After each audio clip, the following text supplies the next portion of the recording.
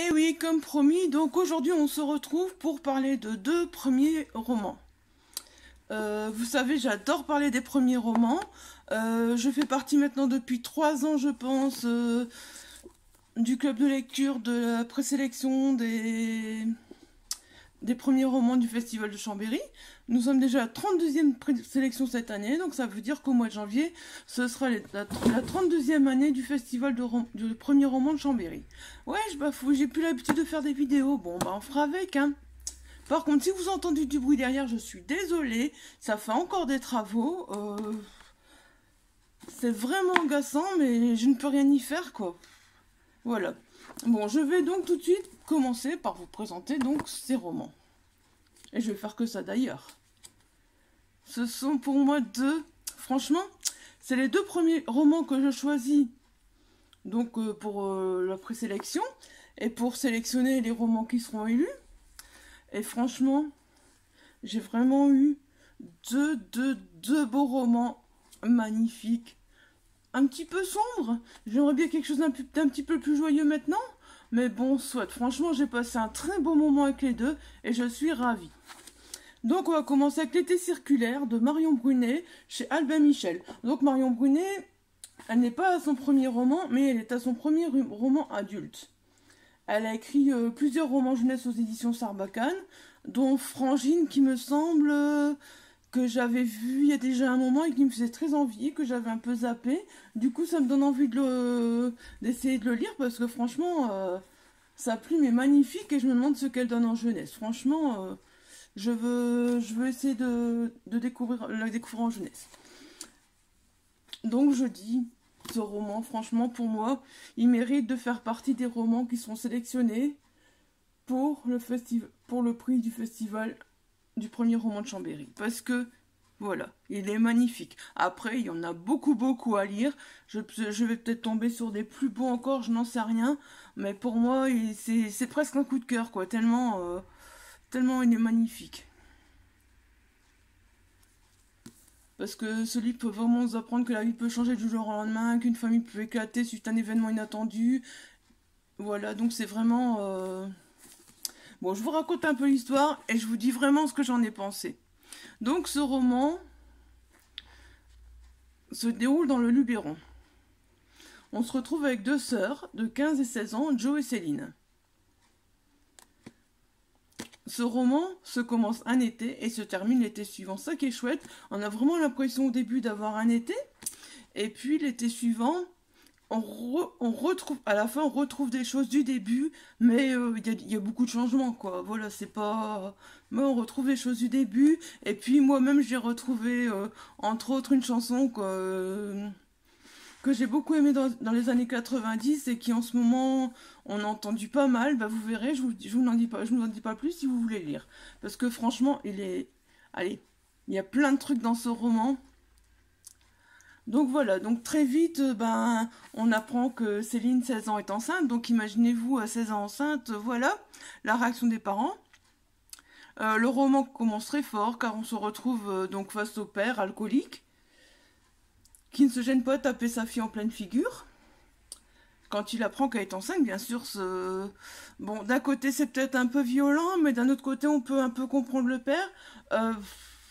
Je sais pas, moi je suis partagée, je me dis oui, le père, peut-être que c'est vrai que, ben voilà quoi, il a une réaction fort violente, mais c'est peut-être parti tout seul parce que bon, ben il a été choqué quoi.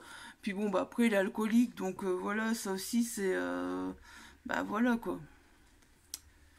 Donc, et franchement, déjà, la grossesse à 16 ans et l'alcoolisme, je trouve que l'auteur, elle exploite vraiment bien ces deux thèmes, vraiment avec beaucoup de justesse, c'est vraiment très bien fait.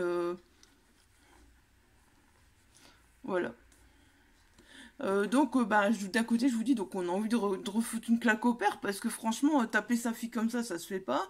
Mais d'un autre, comment nous on réagirait, franchement. En plus, un père vis-à-vis de sa fille, moi, je peux même pas juger parce que ben voilà, je serai jamais un père vis-à-vis de sa fille, donc oui, je sais.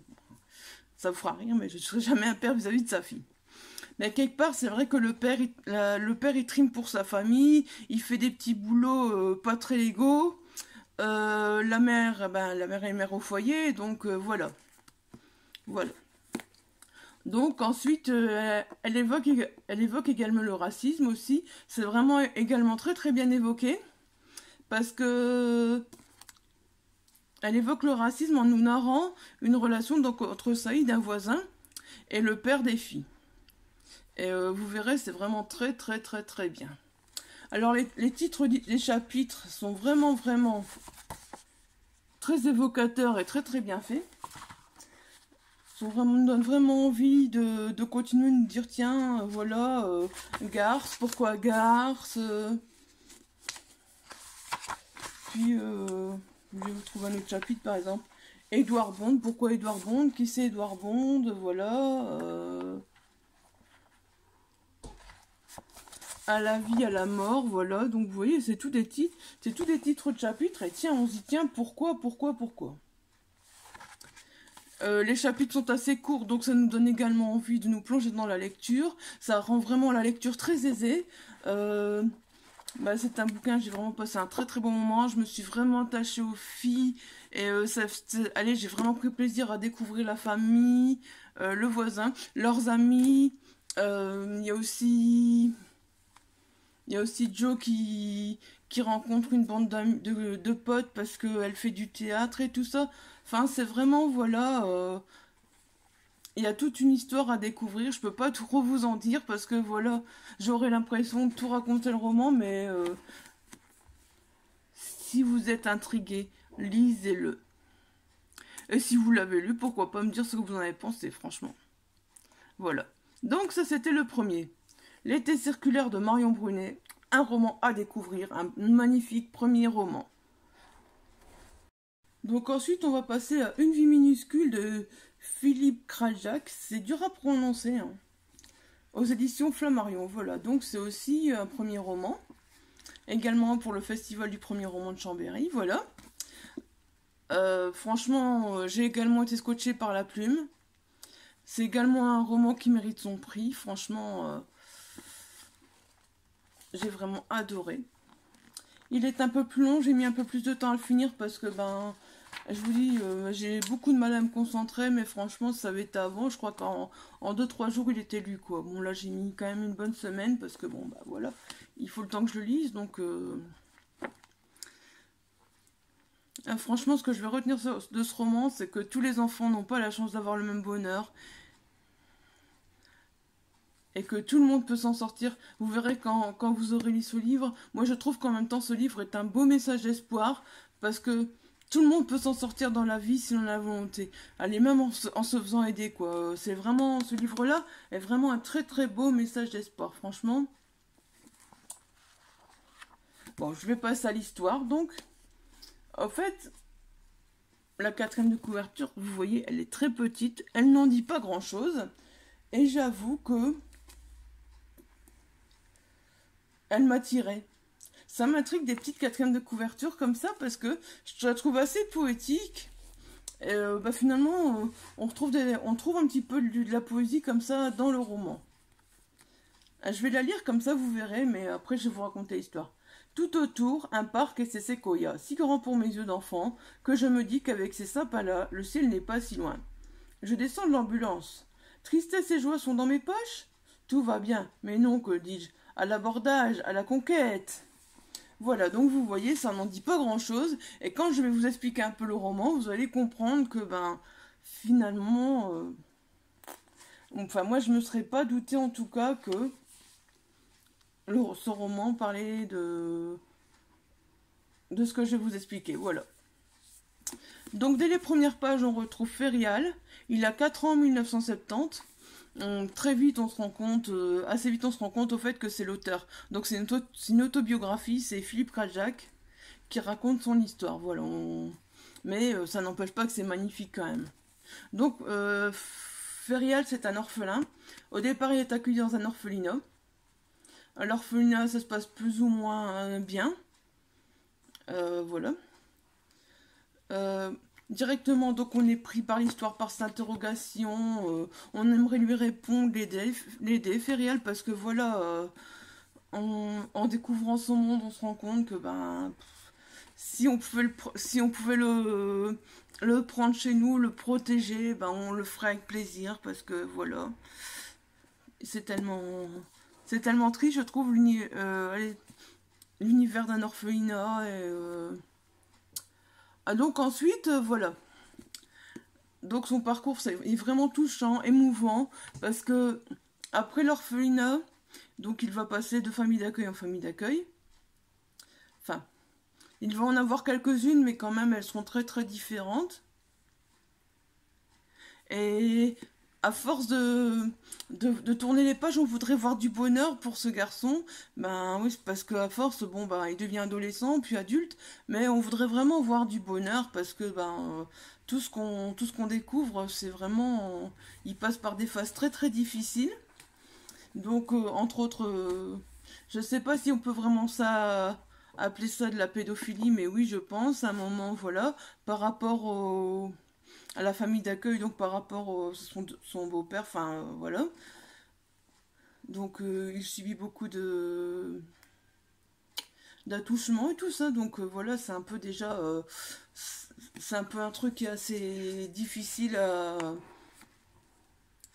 à lire, mais malgré tout, l'auteur, elle aborde vraiment avec l'auteur, il apporte vraiment avec beaucoup de justesse son sujet. On sent que c'est lui qui a vécu l'histoire parce que l'histoire est vraiment très touchante, très poignante. Ferial va passer par un tas d'étapes. Il va passer par la drogue, l'alcool, il va se retrouver en justice, enfin bref, beaucoup, beaucoup, beaucoup. Mais on espère toujours à son bonheur. Et est-ce qu'il va connaître le bonheur? Si je me trompe pas, ce roman s'arrête quand il a 20 ans ou 21 ans à peu près. Et on se demande donc voilà s'il va connaître le bonheur. Ça, je ne vous le dirai pas par contre. Parce que si vous voulez savoir s'il va connaître le bonheur, eh ben il faudra le lire. Parce que si je vous le dis, à quoi ça sert encore de le lire? Je vais pas vous raconter la fin du livre non plus, ce serait dommage. Donc voilà. Mais perso, voilà, c'est... Bon, je suis vraiment ravie parce que il y a des années, j'ai pris des livres, j'ai même pas su les lire.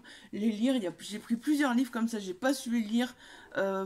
J'ai pas aimé beaucoup de livres. Et là, c'est mes 2 premiers romans. Et voilà quoi, mes 2 premiers romans. Et je suis vraiment ravie, ravie, ravie. Pour moi, c'est 2 premiers romans à découvrir.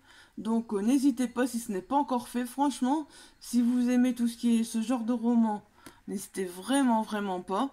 Je pourrais vous parler plus longuement de ces romans. Mais le problème, c'est qu'après, je vais tout vous raconter, voilà. Et si vous les avez lus, dites-moi ce que vous en avez pensé. Si vous connaissez un des 2 auteurs, dites-moi ce que vous avez pensé. Dites-moi ce que vous avez pensé de l'auteur. Enfin bref, n'hésitez pas, voilà. Alors qu'il est, on est jeudi, je vous tourne cette vidéo le jeudi. Donc voilà. Cet après-midi, je vais reporter le livre à la bibliothèque. La vidéo ne sera pas publiée le jeudi, mais plutôt... je ne sais pas encore exactement quand est-ce que je vais la publier. Mais d'ici là, j'aurai déjà un nouveau livre en main. J'aurai déjà un troisième premier roman dans les mains. Voire un 4e, peut-être, je ne sais pas. Voilà.